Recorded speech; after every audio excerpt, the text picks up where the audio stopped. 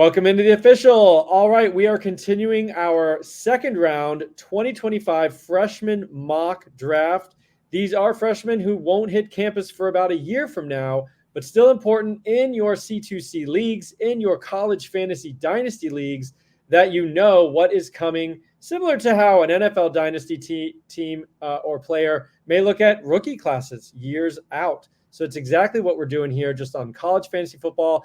And if you're not familiar with college fantasy football and came across this in some other fashion, go check it out, Campus2Canton.com. Also, Underdog right now has college fantasy best ball drafts going. First time they've offered that for the 2024 season. Very exciting time to be in the college fantasy football space. All right, so this is the 2025 freshman class, and we are right here in the middle of round 2 with 205 coming up. It is my pick. So far, we've had 2 running backs, a wide receiver, and a quarterback go in this round. Check out our previous videos from this mock to see more analysis of who went and why they went in those places. But as for me, I'm going to between 2 guys right now.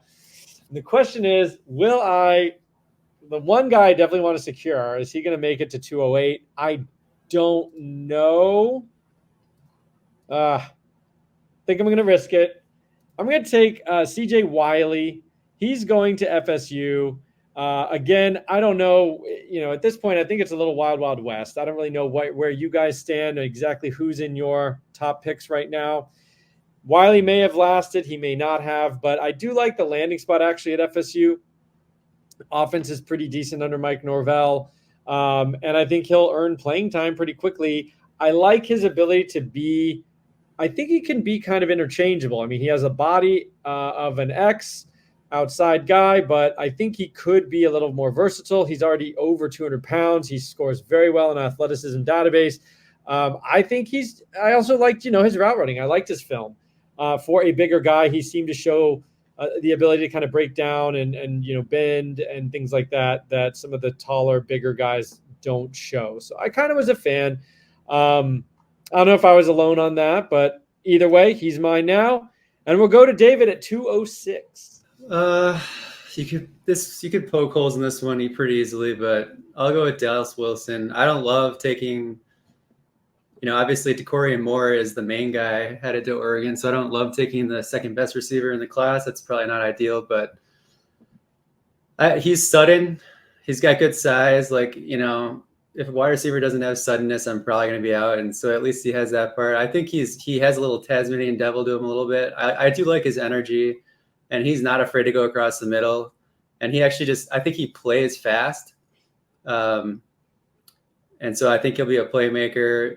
The Oregon offense seems like it can facilitate 2 guys. So I don't think he'll be like a dud for CFF, but all the services seem to like his upside as an NFL guy, so I'll just roll with Dallas Wilson. Yeah, that's fair. I mean, he is the third. I think On Three Husbands the third overall, even though they're both going to Oregon. And, Tez Johnson right now and Evan Stewart are both being drafted as top 10 wide receivers overall in college fantasy. So like you said, Oregon absolutely can support 2 guys. I don't think that's a bad pick at all here in the kind of that middle of the second round. Matt, 207, what you got? All right. I'm going to continue this wide receiver spree here with Jerome Miles, currently uncommitted, but he has recently gotten offers this month from LSU, Ohio State, Penn State, and USC, which was one of our bigger concerns when we were talking about him on our show, that he hadn't received these big-time offers yet, and now they're finally coming in. He's the freakiest athlete in this class by a decent margin. 6'3", 210, runs a 10.3, 100 meter, absolutely insane. And I don't think he looked that horribly raw from what I saw. I'm usually trying to stay away from these freak athletes at wide receiver now, but I do think he has a profile worth betting on. So I'm pretty comfortable taking him here. And I think he's a pretty good value at this spot. All right. Yeah, Jerome Miles, definitely a guy that I thought maybe could last a little longer. But yeah, I mean, freak athlete. And David's pointed out, I think, to us, if this is true, it's insane. But he's going to be 16 on NSD or early 17 or 16 years old. So, Yeah. you know, There was an incredibly, On3 like, article that mentioned potentially, that.